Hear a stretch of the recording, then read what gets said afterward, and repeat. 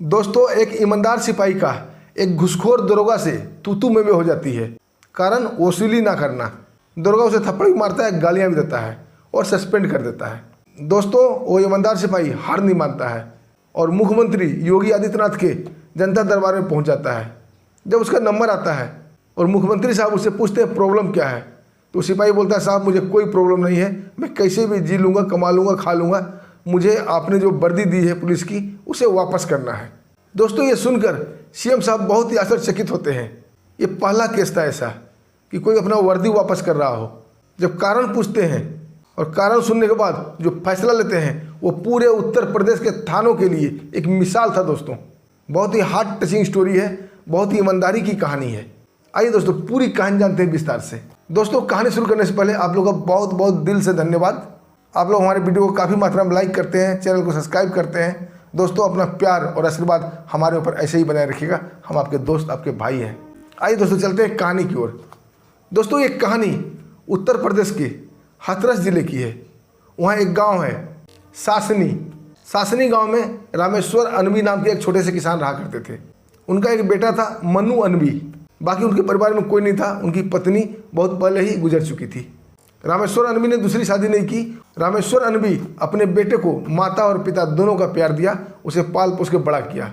मनु अनबी काफ़ी मेहनती लड़का था। वो अपने पिता के साथ खेतों में काम किया करता था, उनका हाथ बटाया करता था, घर के भी सारे काम किया करता था और अपनी पढ़ाई भी जारी रखा था। उसके दिल में बस एक ही ललक, एक ही इच्छा थी कि कैसे भी पुलिस की वर्दी लेना। वो पुलिस वाले से बहुत प्यार करता था और उसकी दिली इच्छा थी कि वो भी पुलिस में भर्ती हो जाए। इसके लिए दोस्तों वो दौड़ धूप करना शुरू कर दिया था। जैसे ही उत्तर प्रदेश में पुलिस की वैकेंसी निकलती है वो भी फॉर्म फिलअप कर देता है और कुछ ही दिनों में दोस्तों बहाली आ जाती है और उसकी मेहनत रंग लाती है और वो पुलिस में सेलेक्ट हो जाता है। पुलिस विभाग में उसकी सिलेक्शन हो जाती है। दोस्तों, ट्रेनिंग के बाद बड़े अफसरों को अपने वृद्ध पिता का हवाला देके अपनी पोस्टिंग वो हाथरस जिले के ही एक थाने में करवा लेता है। दोस्तों, बड़ा ही खुश था। जब हाथरस थाना में उसकी पोस्टिंग हो जाती है तो अपने घर से ही आया जाया करता था। एक दिन दोस्तों, जैसे ही वो अपनी ड्यूटी पे आता है, दरोगा साहब उसे बुलाते हैं और बुलाते ही उसे बोलते हैं मनु, ये वसूली करके ले आओ, और उसे एक लिस्ट लंबा सा पकड़ा देते हैं। दोस्तों, वो लिस्ट था हाथरस थाने के बगल में जो चौराहा था जहाँ हाट बाजार लगती थी, वहाँ ठेले वाले का, खोमचे वाले का, रेहड़ी वाले का, इन सब का लिस्ट था जहाँ से उसे पैसा तहसील के लाना था। दोस्तों, मनु अनबी मन मारकर वो लिस्ट रख लेता है और चला जाता है पैसा कलेक्शन करने के लिए। जैसे ही एक दो दुकान पर जाता है और बोलता है दरोगा साहब ने कलेक्शन मंगवाया है। दोस्तों, जो दुकान वाले थे, जो ठेले वाले थे, एकदम मूड ऑफ कर लेते हैं और अजीब सा शक्ल बना के ज़बरदस्ती मजबूरन उसे 10 रुपये, कोई 20 रुपये, कोई 50 रुपये पकड़ा देता है। दोस्तों, ये देखकर मनु अनबी की दिल पे गहरा चोट लगता है क्योंकि वो ईमानदार लड़का था। अब पता नहीं दोस्तों उसके दिल में क्या होता है, उसके मन में क्या बात आती है, और जिससे पैसा लिया था उसे वापस कर देता है। वापस करने के बाद थाना आ जाता है। जब दरोगा साहब उसे देखते हैं, बोलते अरे मनु, बड़ा जल्दी आ गया। मनु जाता है, दरोगा साहब वो सलूट करता है, बोलता है साहब ये लो अपना लिस्ट, मुझसे ये वसूली का काम नहीं होगा और किसी से आप ये काम करवा लो। दोस्तों, ये सुनते ही दरोगा साहब भड़क जाते हैं और उसे भद्दी भद्दी गालियाँ देने लगते हैं और बोलते हैं बड़ा आया हरिश्चंद्र का औलाद। मनु बोलता है साहब आप क्या कर रहे हो, क्या नहीं कर रहे हो, क्या करोगे, इससे मुझे कोई लेना देना नहीं है, मैं ये वसूली नहीं करूँगा। सरकार मुझे जितनी पेमेंट देती है उतना पेमेंट मेरे परिवार के लिए और हमारे लिए काफ़ी है, उतना में हमारा गुजर बसर अच्छा हो जाएगा, मैं ईमानदारी से नौकरी करना चाहता हूँ। ये सुनकर दोस्तों दरोगा और साहब और भड़क जाते हैं, बोलते क्या मैं ईमानदारी से नौकरी नहीं कर रहा हूँ, मैं क्या घूस लेता हूँ, तुम कहना क्या चाहते हो।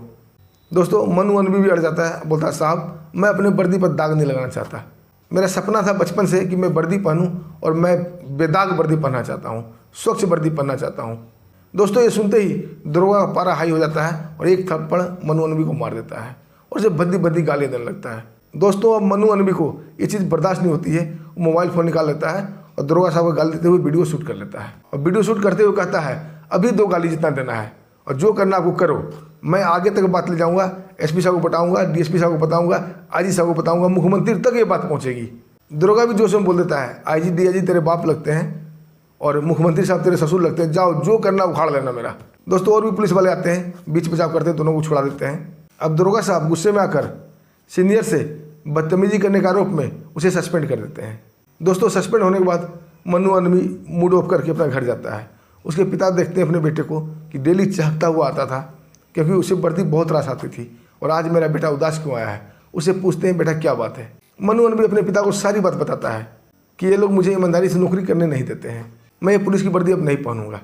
उसे पिता समझाते हैं उत्तर प्रदेश के मुख्यमंत्री योगी आदित्यनाथ बहुत ईमानदार आदमी हैं, वो जनता दरबार भी लगाते हैं, तुम उनके दरबार में जाओ, तुम्हारी समस्या का समाधान वो चुटकी बजाते कर देंगे। दोस्तों मनु अनबी की बात समझ में आ जाती है और अपना वर्दी लेता है, वो धोता है फर्स्ट क्लास, उसे प्रेस करता है। प्रेस करने के बाद उसे एक लिफाफे में डालता है, बेल्ट भी डालता है, अपना कैप भी डालता है, सीधा पहुंच जाता है मुख्यमंत्री के जनता दरबार में। दोस्तों वो शादी वर्दी में गया था। जैसे ही उसका नंबर आता है मुख्यमंत्री साहब पूछते हैं हाँ बताओ तुम्हारी प्रॉब्लम क्या है। बोलता है साहब हमारी कोई प्रॉब्लम नहीं है, मैं मेहनत मजदूरी करके जी लूँगा, अच्छे से कमा खा लूँगा, बस एक ही रिक्वेस्ट है साहब। हाथ जोड़ देता है और उनके चरणों में वो वर्दी रख देता है। सीएम साहब बोलते हैं ये क्या है, वो लिफाफा फाड़ता है, उन्हें दिखाता है साहब ये वर्दी है। सीएम साहब देखते हैं बढ़िया से प्रेस किया हुआ वर्दी था, बेल्ट था, कैप था। अब सीएम साहब असमंजस की स्थिति में आ जाते हैं, वो समझ ही नहीं पाते कि कहना क्या चाहता है। उनके साथ और भी ऑफिसर खड़े थे वहाँ पे, वो पूछते हैं आखिर बात क्या है। मनु अनबी बोलता है साहब आपने ये वर्दी मुझे पहनाई है ईमानदारी से नौकरी करने के लिए, हमने वर्दी पहनने वक्त भी कसम खाई थी कि मैं अपने कर्तव्य का पालन ईमानदारी से करूँगा, लेकिन मुझे ईमानदारी से कर्तव्य का पालन करने नहीं दिया जाता है और मैं नहीं चाहता कि मैं अपनी वर्दी को दागदार करूँ। इस वर्दी को मैं भगवान की तरफ पूछता हूँ, मैं इसे दागदार कभी नहीं करूँगा, भले ही मैं मेहनत मजदूर करके खा लूँगा, लेकिन वर्दी को अपना दागदार नहीं करूँगा। दोस्तों उसका ये जोश, ये जज्बा देखकर मुख्यमंत्री साहब भी बहुत ही प्रसन्न होते हैं। उसे पूरी कहानी पूछते हैं आखिर बात क्या हो गई, तुम ये वर्दी मुझे वापस क्यों करना चाहते हो। दोस्तों पूरी कहानी बताता है कि दरोगा साहब उसे कैसे वसूली के लिए भेजे थे, उसके दिल में दया आ गई, गरीब लोग से वसूली नहीं करना चाहता था, उसे लिस्ट वापस कर देता है।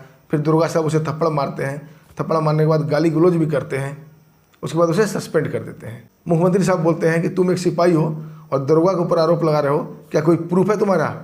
बोला हाँ साहब प्रूफ है। वो मोबाइल निकालता है और पूरी रिकॉर्डिंग मुख्यमंत्री साहब को दिखा देता है। मुख्यमंत्री साहब ये देखते ही उनका चेहरा लाल हो जाता है और अपने साथ खड़े ऑफिसर की तरफ देखते हैं, जो आईजी साहब डीएसपी साहब उनके साथ खड़े रहते हैं, उनके तरफ देखते हैं। वो ऑफिसर सिपाही को बोलते हैं मनु अनबी को कि बेटा तुम जाओ अपनी ड्यूटी ज्वाइन करो, अब से तुम्हारे वर्दी को कोई दागदार नहीं कर पाएगा। मनु अनबी प्रणाम करके खुशी खुशी वापस लौटना ही चाहता था, तब तक मुख्यमंत्री साहब उसे वापस बुलाते हैं और बड़े ऑफिसर जो उनके साथ थे उनको बोलते नहीं इसे ऐसे नहीं भेजना है, इसे कुछ इनाम देके भेजना है। और दोस्तों उस सिपाही को प्रमोट करके हवलदार बना देते हैं और बोलते हैं तुम अपने थाने पहुंचो, प्रमोशन लेटर तुम्हें मिल जाएगा। और तत्काल प्रभाव से उस दरोगा को सस्पेंड कर देते हैं, उसे लाइन हाजिर भी कर देते हैं। दोस्तों जैसे ये खबर उत्तर प्रदेश में फैलती है, ये एक सभी थानों के लिए एक सबक था कि अगर ईमानदारी से अगर नौकरी करे तो उसे क्या हो सकता है और बेईमान लोगों का क्या होता है। दोस्तों वर्दी में पावर होती है, लेकिन ईमानदार लोग इसकी पावर को समझते हैं, वर्दी को बेचने वाले नहीं। मैं भी फौजी हूँ, मैं भी वर्दी पहनता हूँ, मुझे पता है कि वर्दी की पावर क्या होती है और ईमानदारी में कितनी दम होती है। दोस्तों मैं ज़्यादा ज्ञान तो नहीं दे सकता आप लोग को, बस इतना ही कहना चाहूँगा, ईमानदारी का जीवन जीने में बहुत ही आनंद है। बाकी आप सब समझदार हैं। दोस्तों हमारी वीडियो आपको अच्छी लगी तो वीडियो को लाइक कर दीजिएगा, चैनल को सब्सक्राइब भी कर दीजिएगा और मनु अनबी की ईमानदारी के लिए एक छोटा सा कमेंट जरूर कीजिएगा। दोस्तों मैं सभी कमेंट करने वाले का जवाब जरूर देता हूँ। दोस्तों फिर मिलते हैं एक बढ़िया शानदार सच्ची कहानी के साथ, तब तक के लिए हमें आज्ञा दीजिए। नमस्कार, जय हिंद।